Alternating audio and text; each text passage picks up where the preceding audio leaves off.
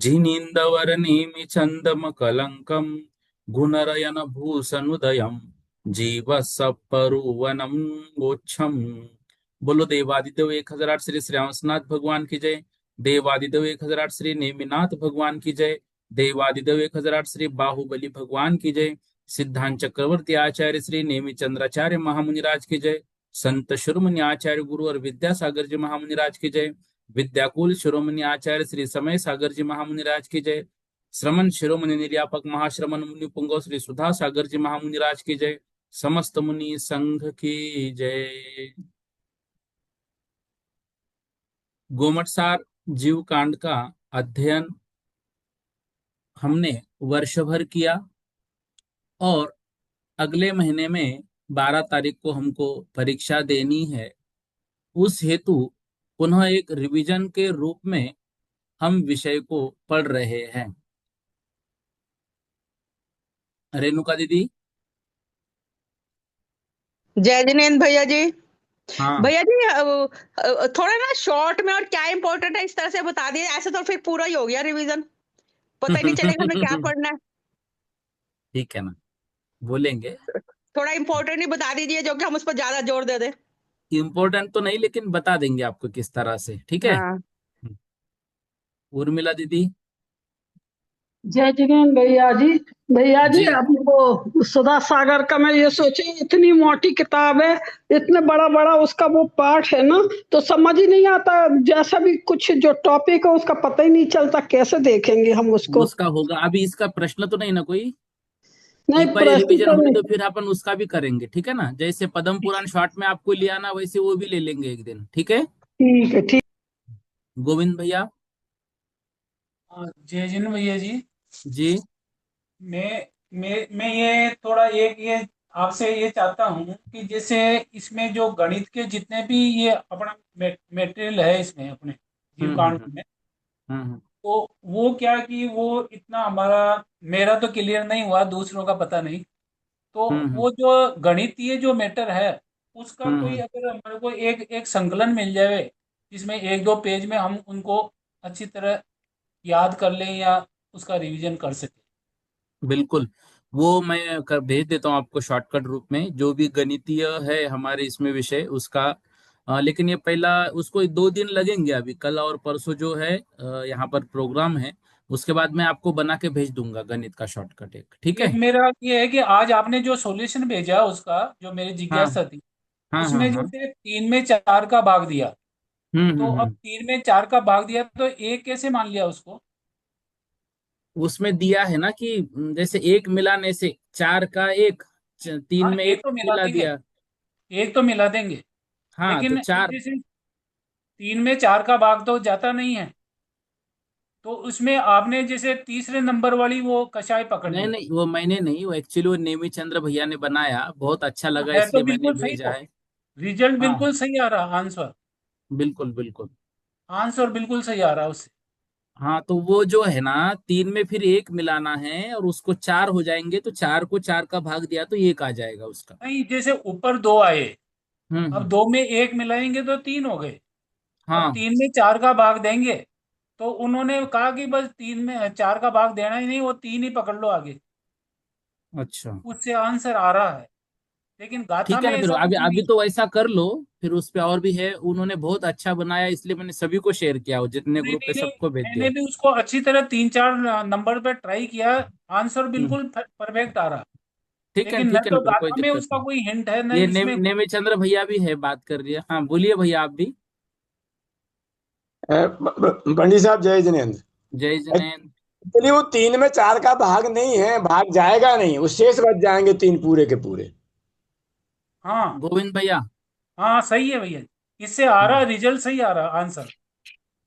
ठीक है तो ना। वो भाग जाएगा नहीं। आप भाग दे के देखो ना किसी भी चीज में, मान लो 4 में भाग दिया आपने 5 का, भाग जाएगा हम्म। नहीं।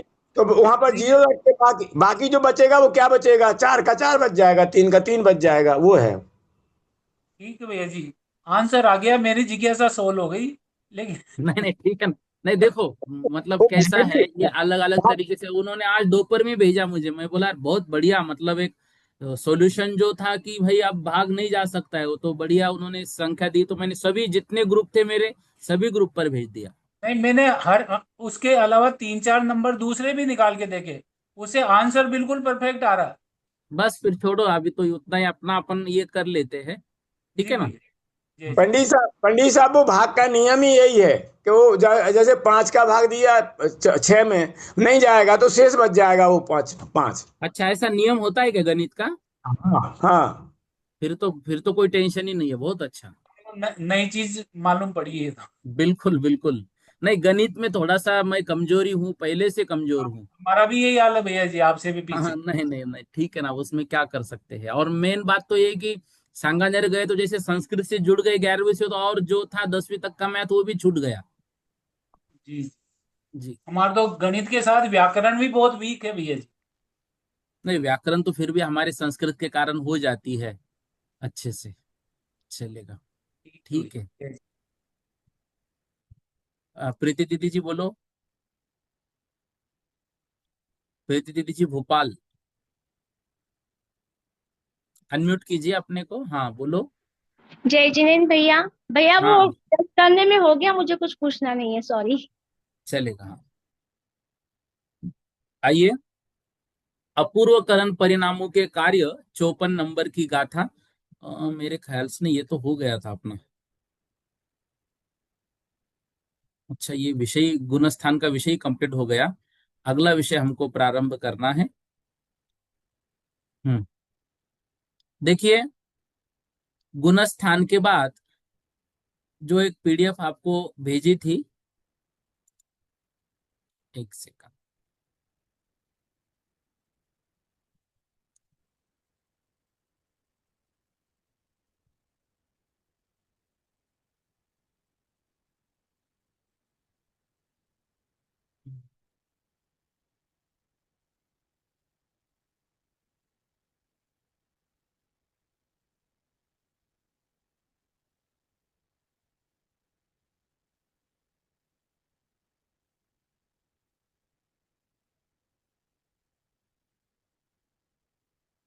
जीव समास की आई तो है ना। जीव समास, गुणस्थान।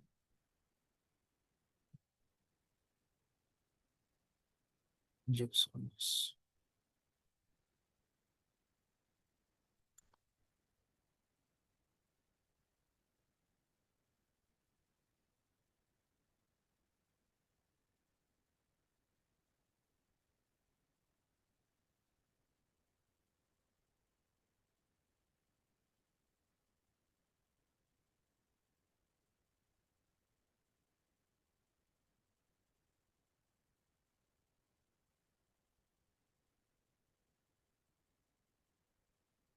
आइए, लगभग 69 गाथाएं हमारी हो गई थी। गुणस्थान का वर्णन सब कुछ। जीव समास यहाँ से हम प्रारंभ कर रहे हैं। यदि मान लो पीडीएफ वगैरह शेयर नहीं हो या आवाज नहीं आए, तो आप फोन करने के बजाय मैसेज लिख के भेजो ना इसमें, तो बहुत अच्छे से होगा। कॉल जैसे आता है ना, तो क्लास इधर थोड़ा सा डिस्टर्ब हो जाता है। आइए, 70 नंबर की गाथा, जीव समास की व्याख्या इसमें पढ़ रहे हैं।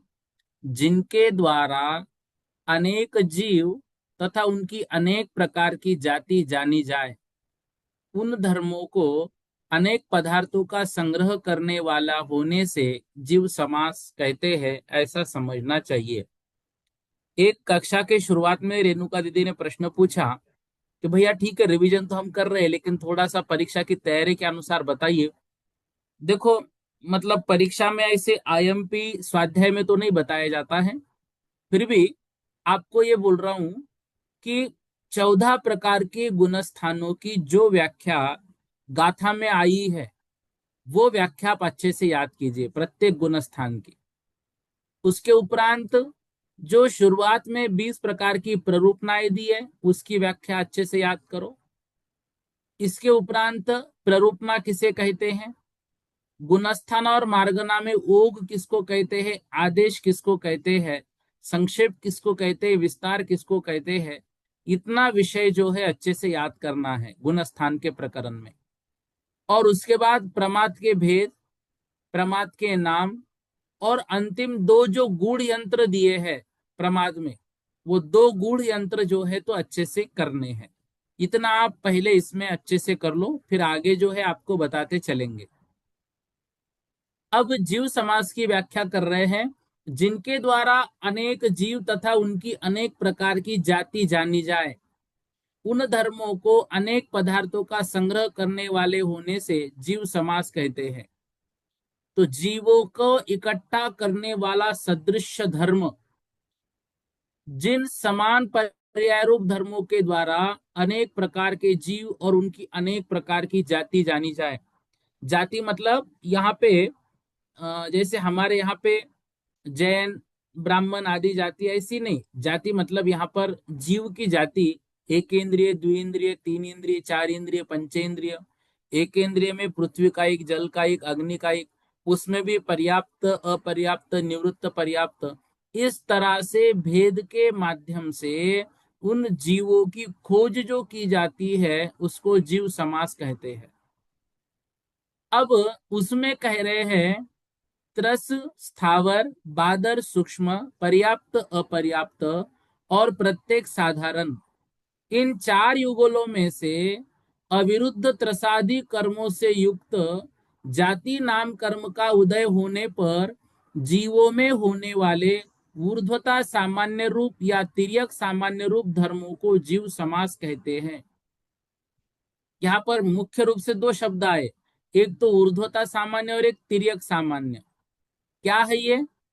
अनेक समयों की पर्याय जिस एक द्रव्य में है वह द्रव्य रूप अन्वय ऊर्ध्वता सामान्य, इसी को तद्भव सामान्य भी कहा जाता है। इनमें एकेंद्रिय, द्विइंद्रिय आदि अवस्थाओं में अन्वय भाव पाया जाता है। इन एकेंद्रिय आदि जीवों की अवस्थाओं में जीवत्व को ऊर्ध्वता सामान्य धर्म कहते हैं। तो अनेक समयों की पर्याय जिस एक द्रव्य में है उसको ऊर्ध्वता सामान्य कहते हैं।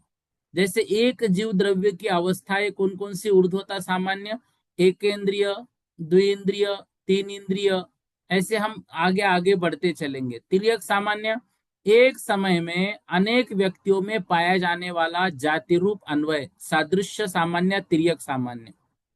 सीधी सीधी सी बात है, एक ही जीव की बात जहां पर की जा रही है वह ऊर्ध्वता सामान्य, और अनेक प्रकार के जीवों की बात जहां पर की जा रही है उसमें तिर्यक सामान्य, इसलिए उन्हें सादृश्य सामान्य कहते हैं। अब स्थावर, जिसके उदय से एकेंद्रिय में उत्पन्न हो, स्थावर नाम कर्म, त्रस नाम कर्म, सूक्ष्म, बादर, साधारण, प्रत्येक, पर्याप्त, अपर्याप्त, एकेंद्रिय जाति, द्विइंद्रिय जाति, तीन इंद्रिय जाति, चतुरिंद्रिय जाति और पंचेंद्रिय जाति हमने पढ़ा है। देखो, जो लोग नए जुड़ रहे हैं, अभी कल एक दीदी का मुझे प्रश्न आया, भैया आप तो सिर्फ अर्थ ही ले रहे हैं, गाथा नहीं ले रहे, उच्चारण नहीं ले रहे। मैं बोला दीदी आप कब जुड़ी? बोले परसों जुड़ी। मैं बोला इसलिए तो आपको नहीं मालूम। शुरुआत से यदि कक्षाएं होती तो शुरुआत में हमने गाथा, गाथार्थ, प्रत्येक शब्द का अर्थ, व्याख्या समझा कर सब लिया है। अब ये रिवीजन रूप में कक्षा चल रही है, इसलिए इसमें सारा डिटेल नहीं होगा, ठीक है ना। अगला देखो, एकेंद्रिय के बादर सूक्ष्म दो भेद है, पुनश्च विकल इंद्रिय के दो इंद्रिय, तीन इंद्रिय, चतुरिंद्रिय तीन भेद है, पुनश्च पंचेंद्रिय के संगी असंगी दो भेद है। इस तरह 7 जीव भेद हुए। ये एक भेद पर्याप्त अपर्याप्त रूप है। इस तरह संक्षेप से 14 जीव समास होते हैं। एकेंद्रिय के दो भेद किए, विकल इंद्रिय के 3 और पंचेंद्रिय के 2, ऐसे 3 2 5 2 7, 7 में पर्याप्त अपर्याप्त रूप, ऐसे 14 जीव समास होते हैं। इसको याद कर लेना अच्छे से, 14 जीव समास। फिर 19 जीव समास भी अच्छे से याद करना है। पृथ्वी, जल, तेज, वायु, नित्य निगोद, इतर निगोद, इन 6 के बादर सूक्ष्म के भेद से 12 भेद, होते हैं।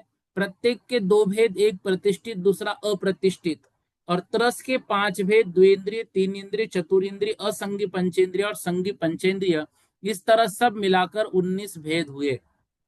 ठीक है, ऐसे यहाँ पर 19 भेद भी अच्छे तरह से याद करना, 14 भेद 19 भेद। अब यहाँ पर इनकी प्रत्येक की व्याख्या, भेद आदि दिए हैं। अब कह रहे हैं स्थान, योनि, शरीर की अवगाहना और कुलों के भेद, इन 4 अधिकारों के द्वारा संपूर्ण जीव समासों का क्रम से निरूपण करना चाहिए। तो जीव समासों का निरूपण, स्थान के अपेक्षा से 1 भेद, 2 भेद, 3 भेद आदि विकल्प, योनि जीव का उत्पत्ति स्थान, शरीर की अवगाहना छोटे बड़े आदि, और कुल शरीर के कारणभूत पुद्गल। अब कह रहे हैं सामान्य से जीव का एक ही भेद है और त्रस स्थावर की अपेक्षा से 2 भेद है। विकलेंद्रिय एवं सकल इंद्रिय की अपेक्षा 3 भेद है, एक इंद्रिय, विकल इंद्रिय और सकल इंद्रिय। पंचेंद्रिय के 2 भेद करने पर एक इंद्रिय, विकल इंद्रिय, संगी असंगी, इस तरह 4 भेद। पंचेंद्रियों की अपेक्षा 5 भेद, षटकाय की अपेक्षा 6 भेद, 5 स्थावरों के त्रस के विकल सकल मिलाने पर 7 भेद, विकल असंगी संगी मिलाने से 8 भेद, द्विंद्रिय, 3 इंद्रिय, चतुरिंद्रिय, पंचेंद्रिय मिलाने पर 9 भेद, तथा द्विंद्रिय, 3 इंद्रिय, चतुरिंद्रिय, असंगी संगी मिलाने से 10 भेद होते हैं। तो जीव समास के 10 प्रकार के भेद किस किस तरह से होते हैं, यह भी आपको यहाँ पर चार्ट के माध्यम से बताया है, इसको आप ध्यान से देखिएगा। फिर कह रहे हैं 5 स्थावरों के बादर सूक्ष्म की अपेक्षा 10 भेद है। त्रस सामान्य का 1 भेद मिलाने से 11, तथा त्रस के विकल इंद्रिय सकल इंद्रिय मिलाने से 12, तथा त्रस के विकल इंद्रिय असंगी संगी मिलाने से 13, और द्विंद्रिय, 3 इंद्रिय, चतुरिंद्रिय, पंचेंद्रिय भेद मिलाने से 15 भेद जीव समास के होते हैं। पृथ्वी, अप, तेज, वायु, नित्य निगोद, इतर निगोद, इनके बादर सूक्ष्म की अपेक्षा 6 युगल, और प्रत्येक वनस्पति इनमें त्रस के उक्त विकल इंद्रिय के असंगी संगी 3 भेद मिलाने से 16, और द्विंद्रिय आदि 4 भेद मिलाने से 17, तथा 5 भेद मिलाने से 18 भेद होते हैं। ये 1 से लेकर 19 तक भेद भी हमको निकालते आना चाहिए। कह रहे हैं पृथ्वी, अप, तेज, वायु, नित्य निगोद, इतर निगोद के बादर सूक्ष्म की अपेक्षा 6 युगल, प्रत्येक अप्रतिष्ठित प्रतिष्ठित की अपेक्षा 1 युगल, मिलाकर 7 युगलों में त्रस के उक्त 5 भेद मिलाने से जीव समास के 19 भेद होते हैं। इस प्रकार 1 से लेकर 19 तक जो जीव समास के भेद गिनाए हैं, इनका 1, 2, 3 के साथ गुना करने पर क्रम से 19, 38, 57 और अवान्तर भेद जीव समास के होते हैं। उक्त 19 भेदों की 3 पंक्ति करनी चाहिए। उसमें प्रथम पंक्ति सामान्य की अपेक्षा है, दूसरी पंक्ति पर्याप्त अपर्याप्त की अपेक्षा से है, तीसरी पंक्ति पर्याप्त निवृत्त पर और लब्ध पर्याप्त की अपेक्षा से होती है। तो जीव समास के एक स्थान में सामान्य से 1, पर्याप्त अपर्याप्त से 2, और उसमें निवृत्त पर्याप्त लब्ध पर्याप्त अलग कर देंगे तो 3। ऐसे ये टोटल भेद यहाँ पर होते हैं। पर्याप्त, निवृत्त पर्याप्त, लब्ध पर्याप्त किसे कहते हैं, इस विषय को भी आप अच्छे से आप समझ गए हैं। तिर्यंच गति में एकेंद्रिय एवं विकलेंद्रिय संबंधी 51 भेद है। कर्म भूमिया गर्भस्थ तिर्यंचों में जलचर, थलचर तथा नभचर, सैनी एवं असैनी के पर्याप्त निवृत्त पर्याप्त की अपेक्षा 12 भेद, तथा सम्मूर्छन तिर्यंचों में लब्ध पर्याप्तक भी होने से 18 भेद। इस प्रकार पंचेंद्रिय कर्मभूमि तिर्यंचों के 30 भेद होते हैं। भोग भूमिया थलचर एवं नभचर तिर्यंचों के पर्याप्त एवं निवृत्त पर्याप्त की अपेक्षा 4 भेद होते हैं। इस प्रकार तिर्यंच गति संबंधी कुल 85 भेद होते हैं। भोग भूमि में जलचर, सम्मूर्छन तथा असंगी जीव नहीं होते हैं। ठीक है। आर्य खंड में पर्याप्त, निवृत्त पर्याप्त, लब्ध पर्याप्त तीनों ही प्रकार के मनुष्य होते हैं। एक जन ने कल पूछा था भोग भूमि में नभचर होते कि नहीं होते। यहाँ पर देखो भोग भूमि में जलचर, सम्मोचन और असंगी नहीं होते हैं। मतलब भोग भूमि में जो है तो थलचर और नभचर जीव पाए जाते हैं। आर्य खंड में पर्याप्त, निवृत्त पर्याप्त, लब्ध पर्याप्त तीनों ही प्रकार के मनुष्य होते हैं। म्लेच्छ खंड में लब्ध पर्याप्त को छोड़कर दो ही प्रकार के मनुष्य होते हैं। इस प्रकार से भोग भूमि, कुभोग भूमि, देव नारकियों में भी दो दो ही भेद होते हैं। इसलिए सब मिलाकर जीव समाज के 98 भेद हुए। तो 98 जीव समाज के भेद ये भी आपको निकालते आने चाहिए। तो ऐसे आप एक चार्ट पे लिखकर देखिएगा, और एक जो निधि दीदी का मैंने आपको पीडीएफ भेजा है उसमें सभी प्रकार के भेद निकाल कर बताए हैं। एक बार यदि आप उसको अच्छे से देख लेंगे तो सारा विषय जो है तो अच्छे से क्लियर हो जाएगा। आप कह रहे हैं शंखावर्त योनि, कुर्मोन्नत योनि, वंशपत्र योनि, इस तरह स्त्री शरीर में संभवित आकार रूप योनि 3 प्रकार की है। योनि अर्थात मिश्र रूप होकर अवधारिकादि नो कर्मरा रूप उद्गलों से सहित बनता है जीव, जिसमें वह योनि जीव के उपजने का स्थान, वह योनि, वहां 3 प्रकार की योनियों में शंखावर्त योनि में गर्भ नियम से विवर्जित है, गर्भ रहता ही नहीं, और कदाचित रहे तो नष्ट हो जाता है। तो ये तीनों प्रकार के योनियों के भेद हमें याद रखने हैं, और तीनों प्रकार के योनियों में किसमें कौन से जीव उत्पन्न होते हैं। जैसे शंखावर्त में हमने देखा कि गर्भ ठहरता ही नहीं। कुर्मोन्नत योनि में तीर्थंकर, सकल चक्रवर्ती, अर्ध चक्रवर्ती, नारायण, प्रतिनारायण, बलभद्र और अपि शब्द से अन्य कोई नहीं उपजता। और अवशेष वंशपत्र योनि में अवशेष जन उपजते हैं, तीर्थंकर आदि नहीं उत्पन्न होते हैं। तो ये देखो यहाँ पर आकार योनि के अनुसार यहाँ पर तीनों के भेद बताए हैं। इसको आप बहुत अच्छे से याद करना। जन्म 3 प्रकार का होता है, सम्मूर्छन जन्म, गर्भ जन्म, उपपात जन्म तथा सचित्त, शीत, संवृत्त और इनसे उल्टी अचित्त, उष्ण, विवृत्त तथा तीनों के मिश्र। इन तरह तीनों ही जन्मों की आधारभूत 9 गुण योनि हैं। इनमें से यथासंभव प्रत्येक योनि को सम्मूर्छनादि जन्म के साथ लगा लेना चाहिए।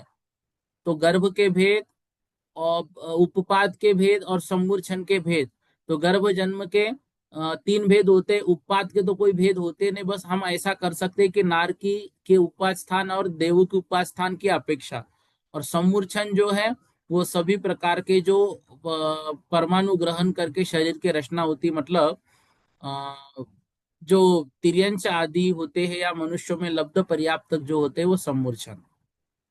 जिसके शरीर के ऊपर कोई आवरण नहीं है, जिसके अवयव संपूर्ण है और योनि से निकलते चलना आदि सामर्थ्य से संयुक्त है, वो जीव पोत कहलाता है।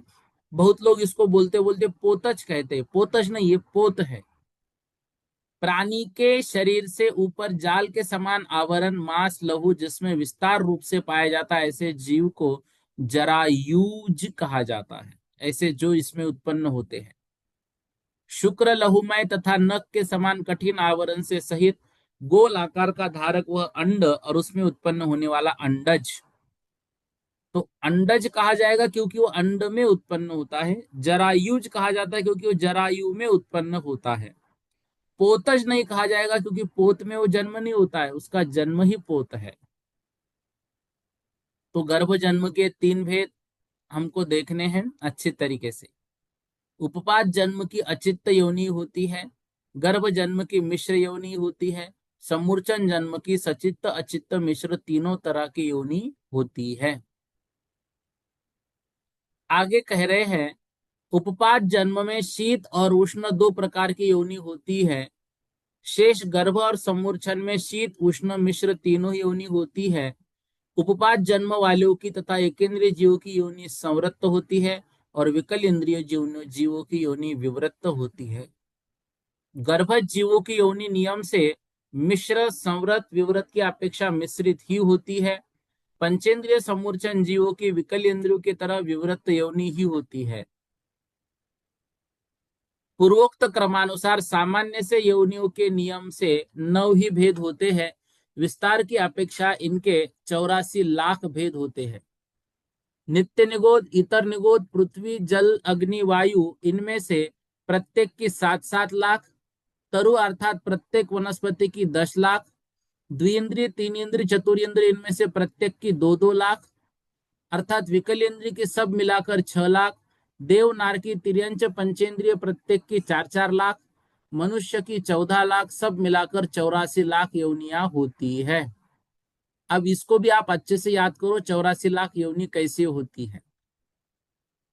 ये चार्ट एक बार देखोगे ना तो आपको अच्छे से याद हो जाएगा। देवगति और नरक गति में उत्पाद जन्म ही होता है। मनुष्य और तिर्यंचों में यथासंभव गर्भ और सम्मूर्छ दोनों ही प्रकार का जन्म होता है, किंतु लब्ध पर्याप्त मनुष्य और एकेंद्रिय विकलेंद्रियों का सम्मूर्छन जन्म ही होता है।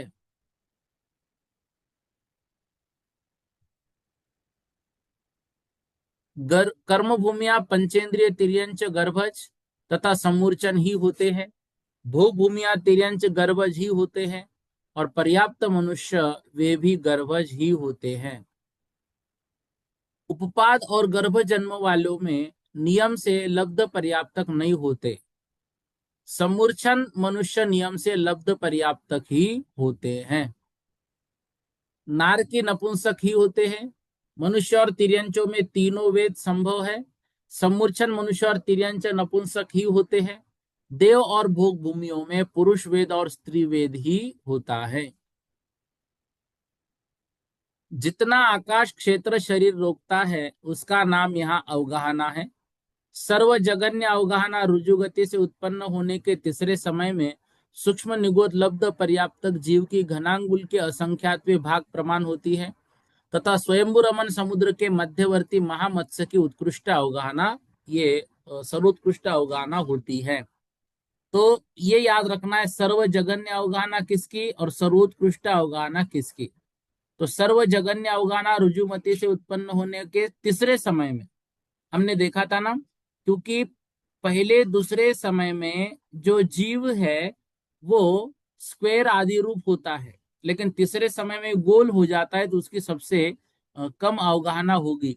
और स्वयंभू रमन समुद्र के मध्यवर्ती महामत्स्य की उत्कृष्ट अवगाहना होती है। यहाँ शरीर की अवगाहना से तात्पर्य है शरीर जितना आकाश क्षेत्र रोकता है वह उसकी अवगाहना।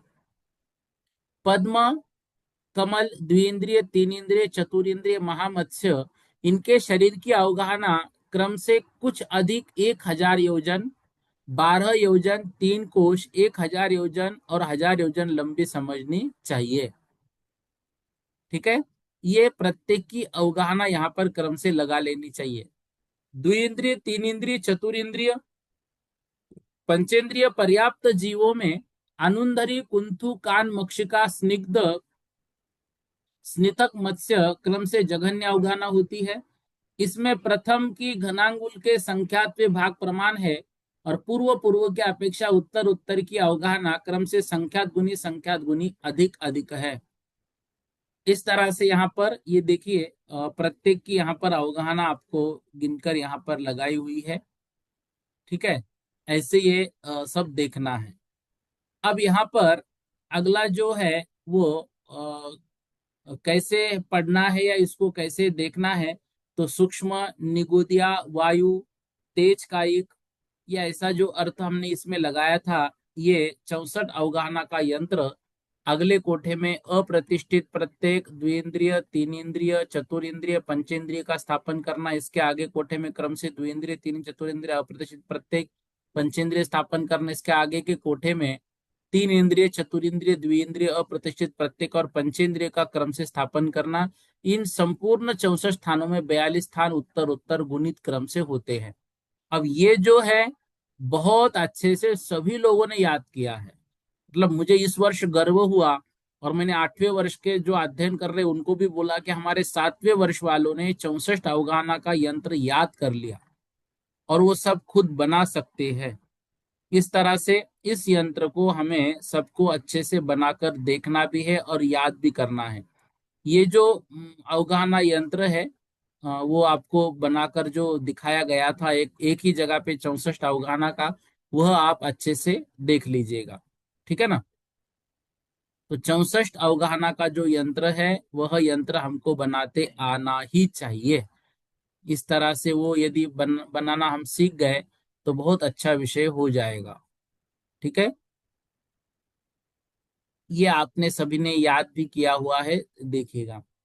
सागर भैया, सागर भैया, आपका जो कल का प्रश्न था उस विषय में है कि जो अकृत्रिम संरचना होती है वो सारी की सारी महायोजन में होती है। कृत्रिम संरचना जो होती है वह योजन में होती है, जो 4 कोष का योजन होता है उसमें। और अकृत्रिम जो होती है वो महायोजन 2000 कोष वाले में। ठीक है जय जिनेन्द्र भैया जी। जी। अब जैसे कमल जो है पृथ्वी काय के, तो उसको कृत्रिम संरचना माने या अकृत्रिम माने? नहीं, अकृत्रिम है वो, पृथ्वी का एक तो है वो इसलिए तो तो महायोजन में वो ही आएगा वो। अच्छा, और अब जो महामत्स्य है वो, उसको किस में गिनेंगे? अब उसमें शरीर की अवगाहना जो होती है ना, तो शरीर की अवगाहना योजन में ही होती है। अब उसके लिए मैंने सब। तिलोई पंत ग्रंथ मंगाया है। ये हम्म। हरिवंश पुराण में इतना आया था कृत्रिम अकृत्रिम के विषय में, तो मैंने आपको बोला तिलोई पन्नति ग्रंथ कल मेरे पास आएगा तो उसमें भी आगे और बातें आपको बताता हूं मैं। तो जैसे ठीक है। मेरा ये इसमें ये जिज्ञासा बनती है कि जो कमल है वो महायोजन में गिन रहे हैं अपन, और हम्म। अगर मत्स्य को सामान्य योजन में गिनते हैं तो महायोजन तो 500 गुना ज्यादा हो गया ना। हाँ, नहीं नहीं, तो उसके लिए जो है ना, शरीर की अवगाहना अपने अपने अनुसार कही गई है। तो जो महामत्स्य वगैरह होते हैं, मतलब जो स्वयंभू रमन समुद्र में है और सबसे बड़ा है, तो जैसे उसको हम कितना मानते हैं, 1000 योजन लंबा। जी। और ये जो महायोजन है तो वो सीधा सीधा हम कितना मान रहे, 2000 को उसका। जी। तो इसलिए अब उस विषय में योजन ही विषय जहां तक तो है, फिर भी कल तिलोई पन्नति में देख के बताएंगे। यदि आपके पास भी तिलोई हम्म। पन्नति हो तो थोड़ा देख के अगर मिल जाए तो फोटो भेज देना। ये ग्रंथ नहीं है मेरे पास, पर अब यहाँ है, यहाँ।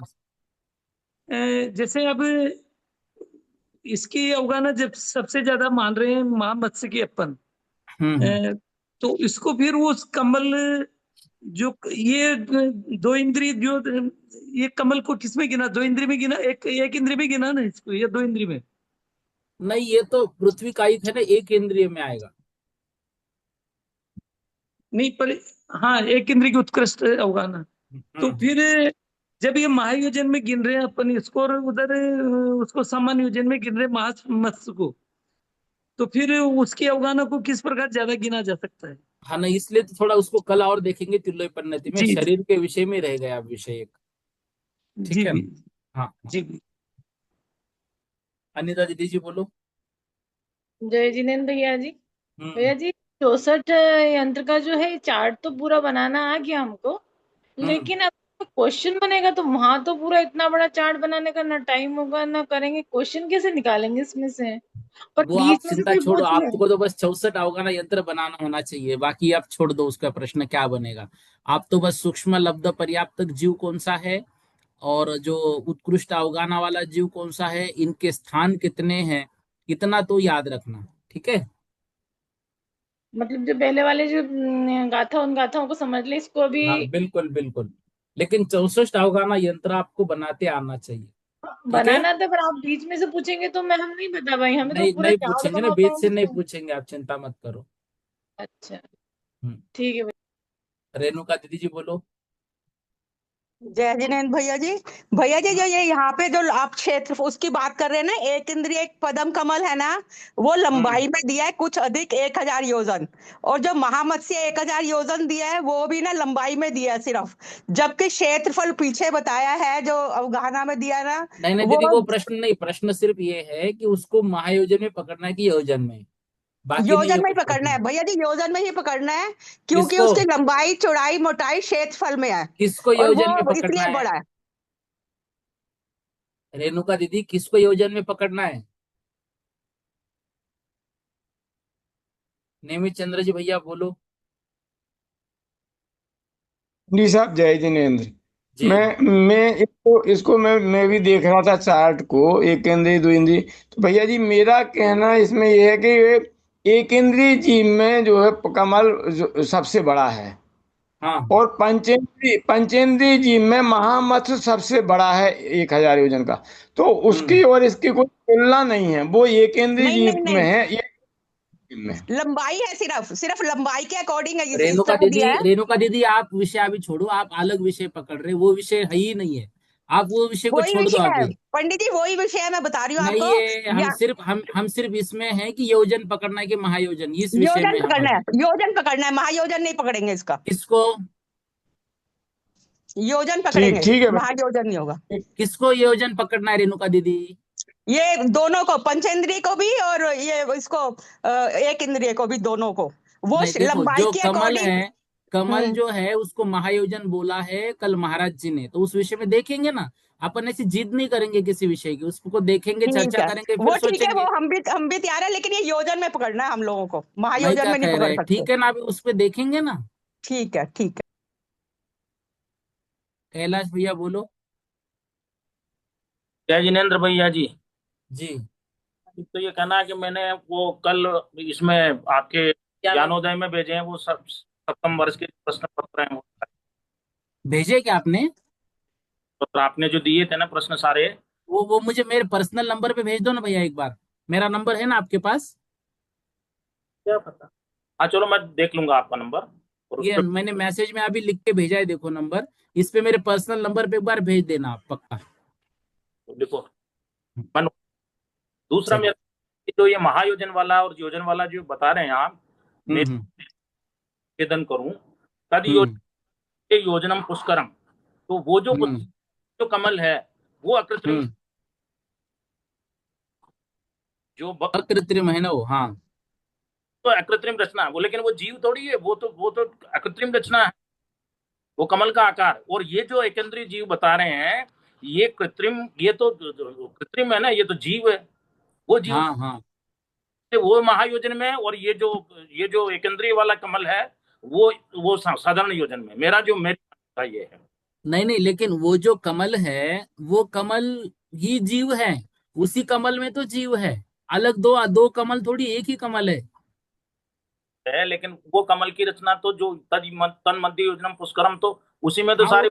हाँ, वही वही महायोजन की ही बात है। उसको देखते हैं थोड़ा सा तिलोय परिणति में, अब विषय थोड़ा सा वो गहरा है, उसको देख लेते हैं और भी क्या क्या है, ठीक है ना। दो योजन, दो योजन भी है, फिर चार योजन भी है, फिर उसके बाद उसमें वो जो देवियों के बने हुए हैं वो भी है उसी पुष्कर के ऊपर, तो वो सब। नहीं नहीं, ठीक है ठीक है, उसको देख लेते भैया एक बार।